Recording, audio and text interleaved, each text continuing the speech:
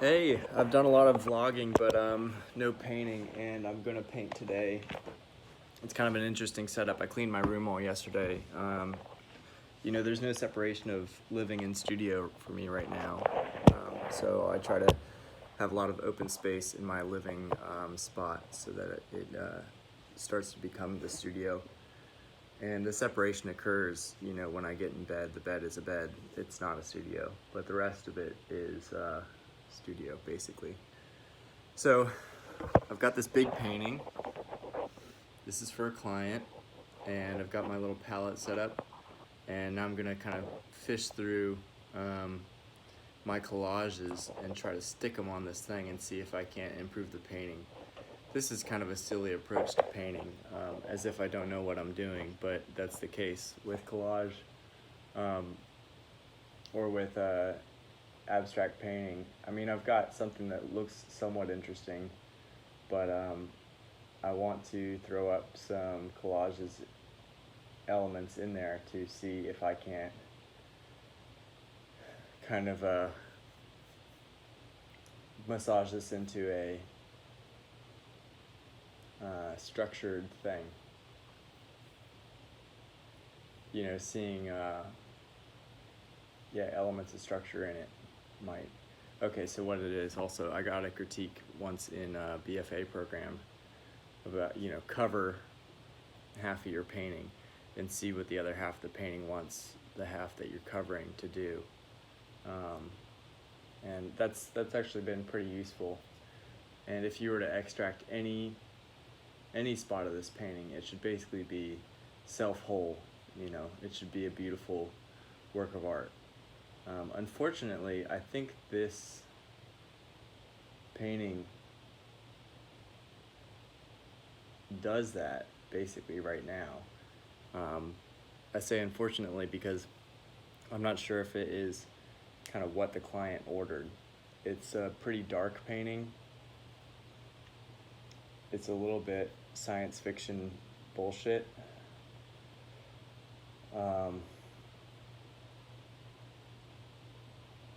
So I don't know. It's like, that's why I'm doing collage as well, so I'm not like committing to paint. I just want to see what's going on with it.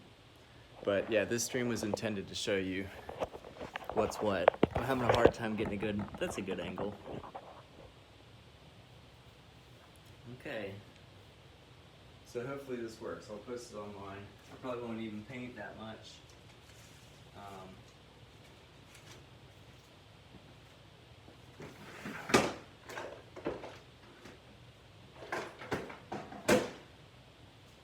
But yeah, it definitely takes like getting everything in a nice place so your workflow, goes well.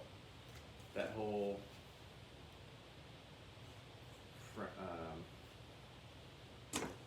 who's that artist who is, so coming from graffiti, of course I want stuff just to go like this and chop and subdivide in a way that is rhythmic.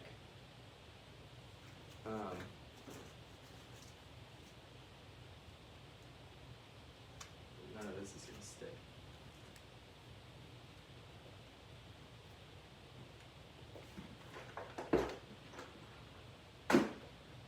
He's English.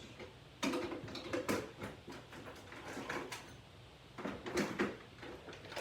he lived with this like nanny figure his whole life.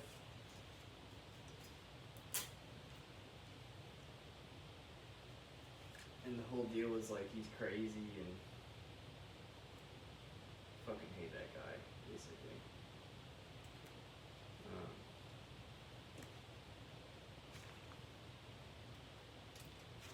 It's named after like a seaboat captain of some sort.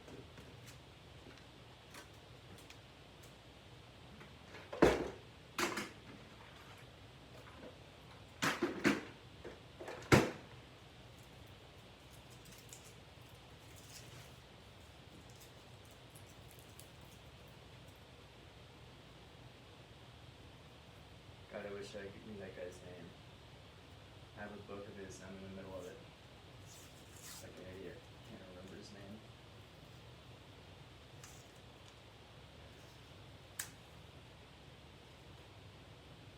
I'm hung up thinking about Frank Arbach. So those guys to me just kind of capitalized on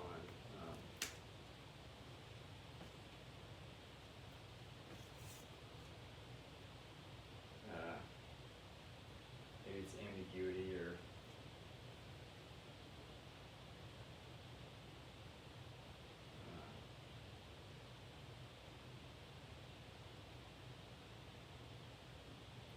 this book is called Logic, isn't it?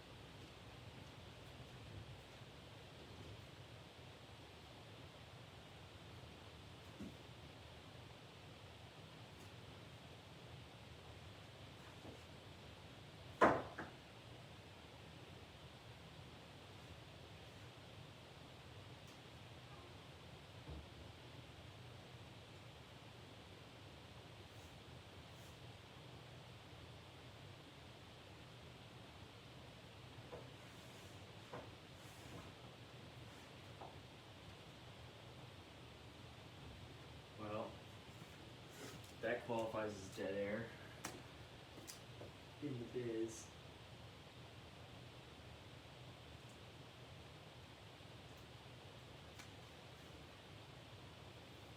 Francis Bacon is his name. So,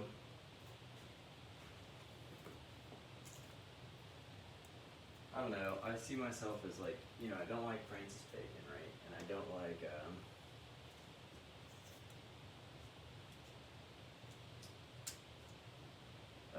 the Leo illustrator that Rockwell was looking at. For example, I think I like Rockwell because he had some integrity. He was kind of a shithead, and he said some homophobic stuff about Leyendecker, who's the person I'm talking about anyway. Arguably, it was homophobic stuff. What he said was criticism in his book, My Life as an Illustrator. It's, biography, kind of autobiography, I don't know what you call it. His son wrote it. Rockwell was on a couch dictating the whole book to his son, and he said he couldn't paint a convincing woman.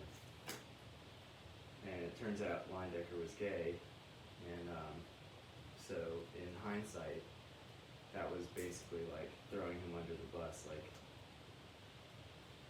he has no sympathy, he has no interest in women or whatever. So we can say that Rockwell was a homophobe.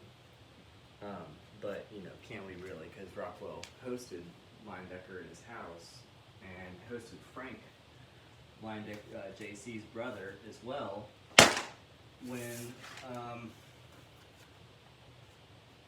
when they got into dire straits. I think Frank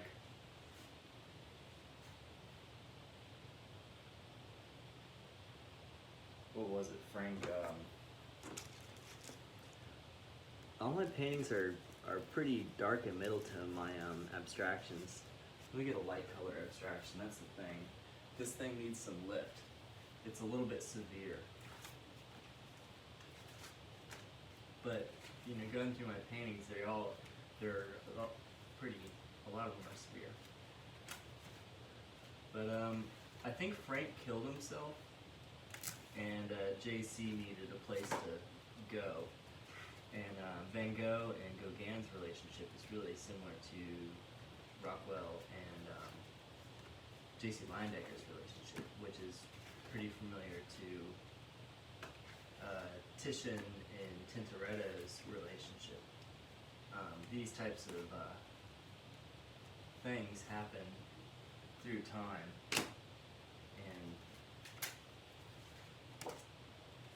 and it's similar to Hiroshige and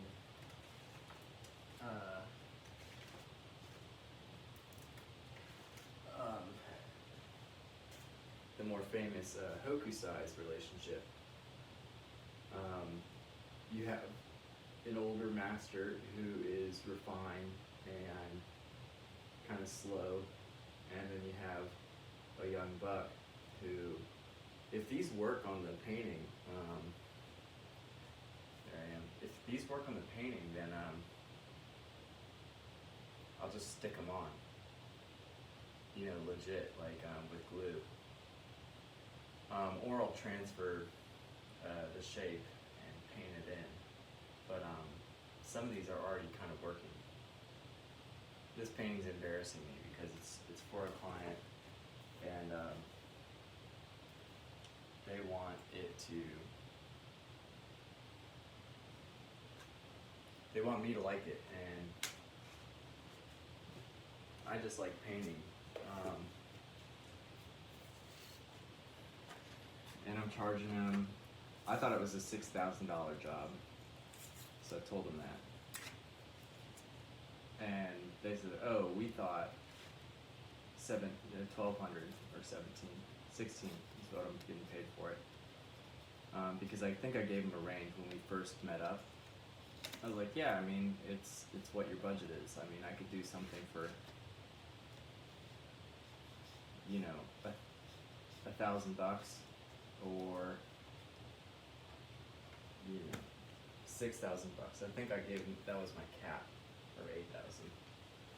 See, I feel comfortable making a $6,000 painting, and it would make sense for this space. And then we let it rest actually for 2 months because I went to England on a scholarship for my painting school. And when I came back, I told him I'd draw on my way, you know, while I was out there and experiment and think hard about my life and shit like that. And so when I came back,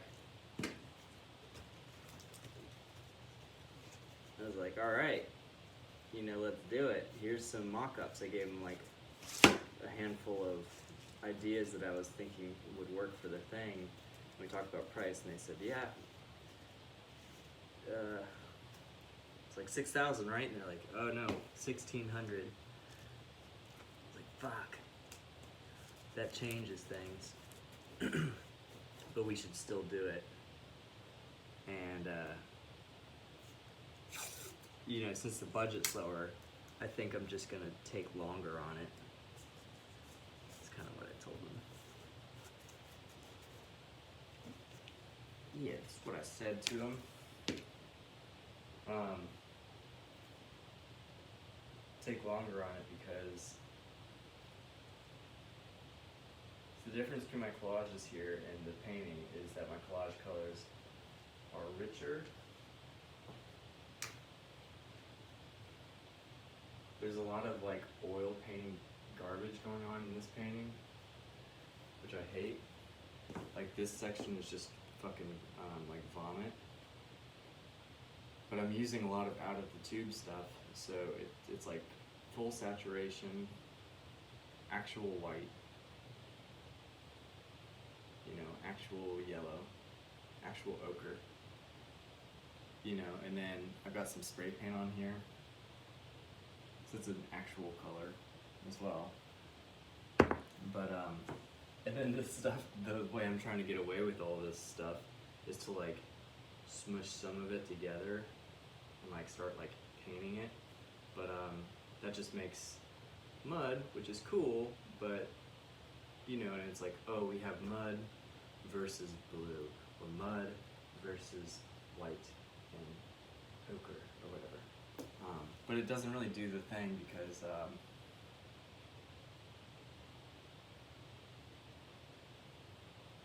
it lacks order. And yeah, you know, I think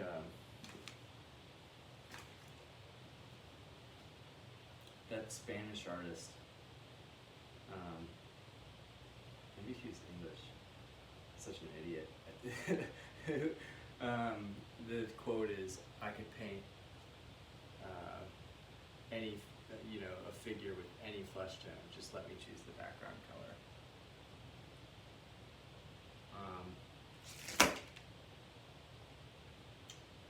Yeah, it was better when it was up there.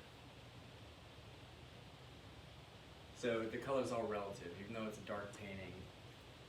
If something happens to it, such as having a vignette, the middle will come out and it'll look like the painting is exuding light. A certain frame might set it off, etc. But I'm gonna consider making this painting kind of a piebald affair, or whatever that skin condition that some people have that gives you like white sections, like white patches on your skin.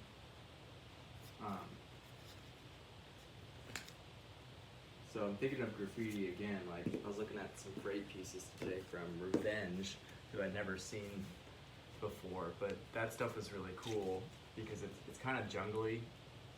It's like jungle slash rhythmic slash. It's got a little bit of like funk, like West Coast roundness and juiciness.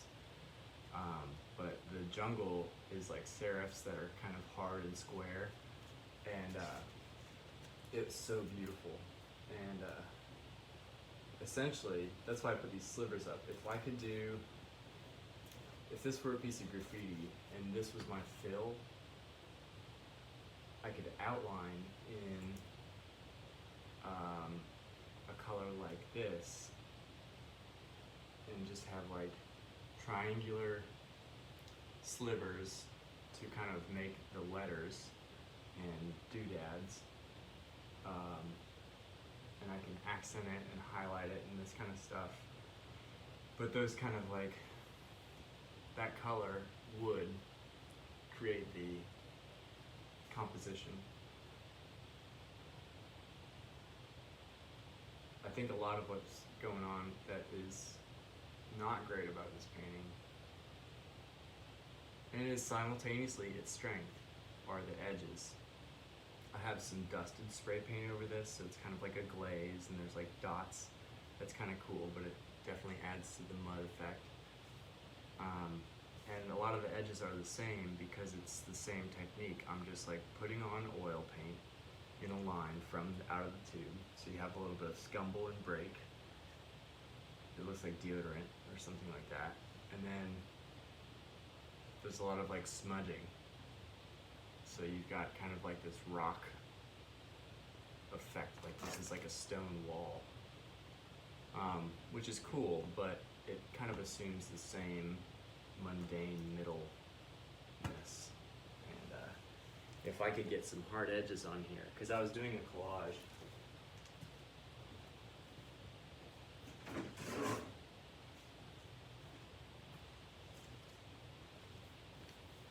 Alright, so I took this class from Ken Cooley, and he has a lot of like colored paper collage. So you paint a piece of paper, a lot of pieces of paper with different colors. So you have all these beautiful pieces of paper, and then you put in light sections and you put in dark sections within like a pre-drawn rectangular composition. And so you've got this little playing field to work with, and you just throw in these shapes and basically like bracket your painting together until it works. Light, dark, light, dark. And so long as your ingredients are beautiful, then between the light and the dark, your painting's gonna not only happen, but give you, pleasant surprises and hard edges. So the whole thing's gonna be hard edges or whatever. So after I graduated school, I definitely wanted to sort through that a little more. And now I'm working in acrylic gouache a lot, so that's basically all hard edges, unless you go wet into wet, and it's only wet for like 30 seconds or a minute. And it doesn't look that good unless you like really nail it, because it'll dry and it's not like you can go back into it. So, but you can with scumbling. So it's kind of like scumbling, smooth gradations, glazing, hard edge, soft edge, fucked up broken edge, that kind of stuff. So this is kind of old, and this section was garbage, and I ended up cutting. You can't see this because it's dark. Too dark. I should have accounted for that. But I ended up cutting out, you know, I didn't glue it down very well, because with collage, my theory is you only glue the edges and then you can extract shit as you see fit. And that was more kind of just a theory than actual what I actually ever did. But the other day this section was plaguing me, so I cut it out and I found what was beneath quite pleasing. It's literally the ground for the whole thing. It's not like the end-all solution, but I got hard edges right with the oil paint, you know, smudgy, blah blah blah effects, and right next to color. We got torn edges, everything. You know, what if underneath this painting, it made me think, I've got this big oil painting, what if I cut into the oil painting itself and below it was some interesting stuff. I'm gonna show you another painting. I don't wanna do that, kind of.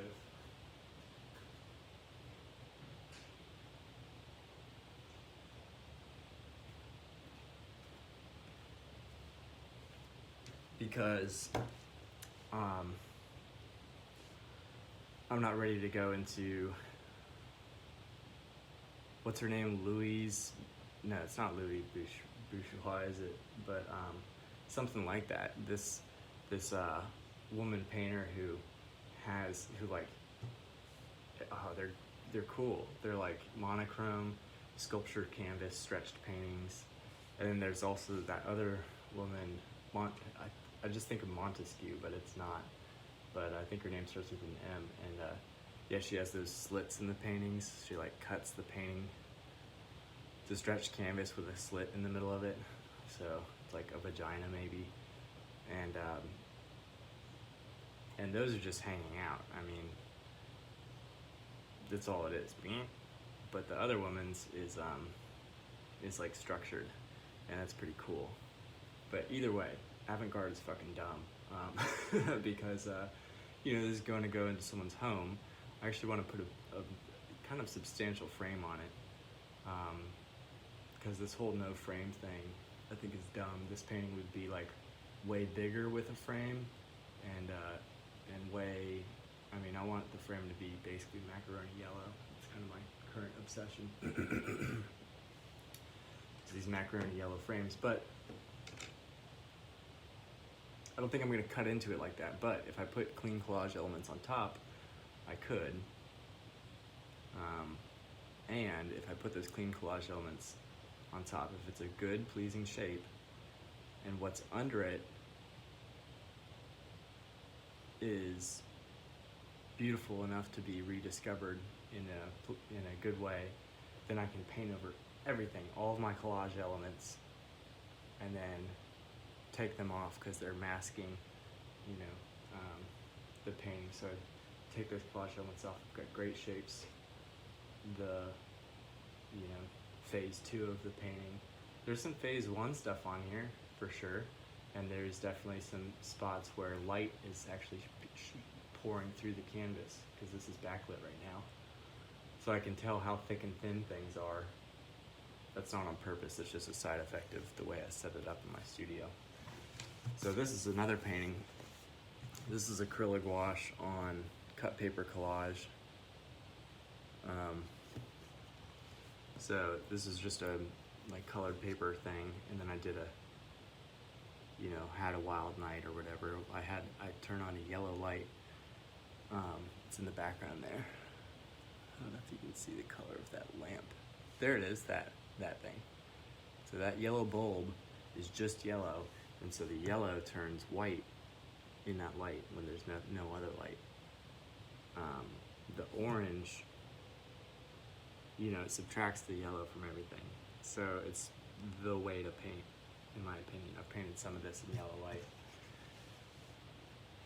And I've done it in red light. I have a green light, but it's okay. But anyway, yeah, this painting, doesn't quite meet the frame, but that's on purpose. I built the frame a little bit large because I thought that sliver between the painting and the canvas would be part of the painting. And there's another little sliver over there. I didn't intend that. I intended it to be on one side only because I thought this side was cramped, but I just remounted it to this frame, and I think this solution is fine. I also thought this would be blue, but the gray is holding its own right now. And if it begins to bother me, it'll turn cerulean or something, but I kind of like it. So it's got, I forgot what I was going to show this exactly, but anyway, so that's my little frame craft, right? I've got, they're all butt joints, but you know, one's horizontal, one's vertical. That one goes this way. So I'm kind of fucking around with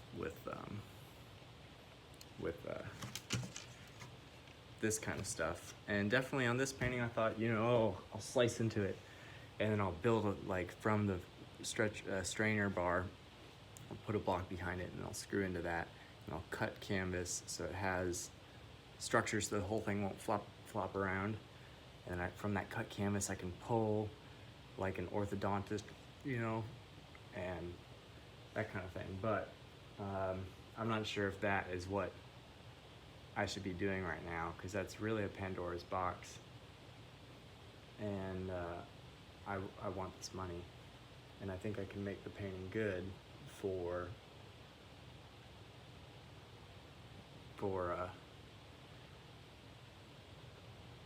the clients. That's why I brought up J.C. Leyendecker and Francis Bacon. Francis Bacon is one end of the spectrum that would maybe go down the rabbit hole and be avant-garde to the point of who gives a fuck and why'd you even. But you know, he also was gay and abused by his dad, and had this weird setup in Bath, England, I'm pretty sure. And just had a lot to process and deal with. And the painting is beautiful because of that. I'm talking shit because I love these people, and I actually love that book a lot. It's not written by him, but it's really good so far. Leyendecker is so structured and talented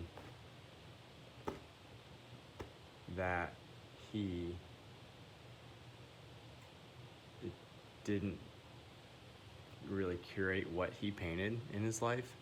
So you have some of the world's best paintings, just superb craft of shirt collar ads, and people still look at them because they're so nice. They still look at those paintings and just fantasize about, you know, what great art it is. But you know, and that's why I guess I bring up Leyendecker and N.C. Wyeth. I mean, maybe there's a dynamic between N.C. Wyeth and someone like Howard Pyle or Winslow Homer, but I'm not really sure. I'm not well read on that. But that whole like J.C. Leyendecker, N.C. Wyeth, Hirose J. Hokusai, Van Gogh, Gauguin, Paul Nash, Eric Ravelius, probably my favorite, you know, mentor ship. And what I have to work with is Sean Thurston, and he's my good friend. And he's wild. He's like, wow, wow, wow, but he's technical as well, and he's very professional. Maybe one day I'll grow up to be professional like that, but I don't think that's my spot. I'm the younger in all of those relationships. I'm Hokusai, I'm Rockwell to Leyendecker, I'm Tintoretto to Titian, I'm Van Gogh to Gauguin.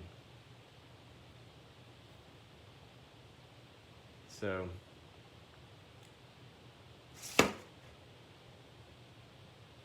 Rockwell had a little bit of kind of say in what he did, and he made sure to get good enough to where he had a say, but also be a little simpy bitch enough to have that. He kind of managed his life. Simpy bitch because he would. I love him. I mean, that's me or whatever. But he would go to the Saturday Evening Post with his pieces framed every week, or what? Sunday Evening Post. Is that right? Saturday Evening Post. Under his arm, a framed painting, and it didn't need to be framed. It just needed to be done, and they would photograph it, and then they would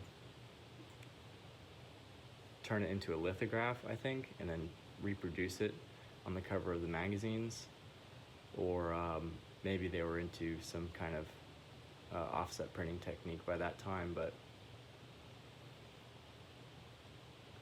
they were all framed, and it was just kind of his thing to be kind of professional. But also, if you read his My Life as an Illustrator, another point of his life was just to get the job done and to be kind of, he didn't go out of his way, which is why, Francis Bacon is, in my opinion, kind of a shit. I love him, but one instance is like he nailed a duck's feet to a modeling platform because he needed it to like pose for him for a painting. That's terrible, but he's a cowboy. That's what I'm saying.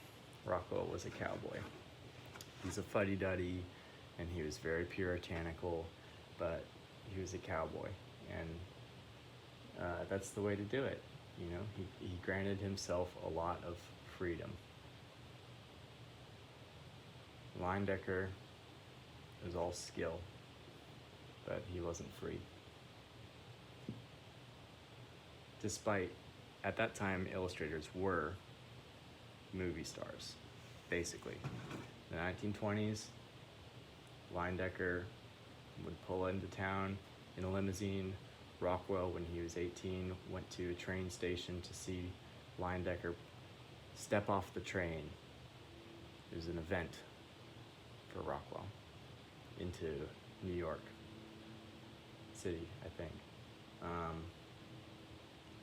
But yeah, those times really expired, and Rockwell was really kicking a dead horse. And I feel that way too. I'm kicking a dead horse. Paintings moved on. All the charlatans have put a bad taste in people's mouths, so no one likes art anymore. And that's for good reason. But Rockwell's not the only one who is, marching under a banner of revival of something special and great. Ravelius did the same thing. He sought to revive the English watercolor tradition. Or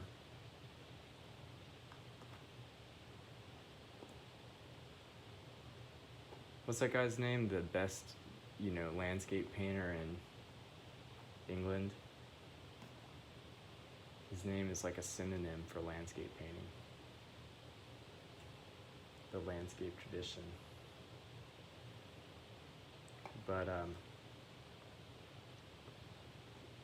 same thing, you kind of go into the woods and say, I know that painting has affected me, and I need to bring that back because the other people who are doing it in my time are really fucking it up. They're doing it in a dumb way. So I want to say Kotzman, but it's not Kotzman. It's kind of a better painter whose art ended up, it's basically like the equivalent to Currier and Ives or something like that. The person's paintings went on cookie tins and calendars, and just throughout England, that's the landscape painter. So much that it's like Leonardo's, Mona Lisa. That's art. Like, that's the synonym for art, is Mona Lisa. It kind of evolved or devolved into kind of that synonym kind of relationship. But anyway, and I'm thinking of Jackson Pollock and Thomas Hart Benton. That's the same relationship. I'm Jackson Pollock in that relationship. Sean Thurston's my Thomas Hart Benton. But that kind of pains me because obviously I want to be Thomas Hart Benton. But you could do that because Thomas Hart Benton might be like a disciple of Bridgman. So between Thomas Hart Benton and George Bridgman, I think, then I can be Thomas Hart Benton.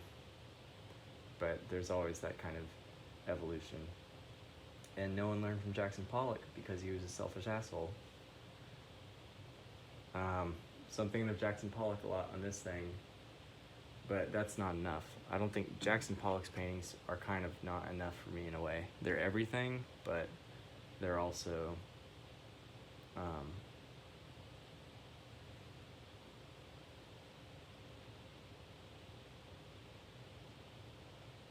unrendered, which is the point because it's abstract, but provisional, that's the word for it. Provisional painting, that word became really popular. You do something in anticipation of, you kind of like let the viewer finish the painting. Oh, this is a provisional painting. It's not, like finished, but that's the point, you fucking dum-dum. So, this to me, I think, is provisional at this juncture, and it's very beautiful to me at this juncture. However, reconciling this, idea that provisional painting is dumb is maybe the next step, and kind of like showing that it's more, and that it needs to be more to be worth something or timeless. This looks like 2014 right now. I'm 2020.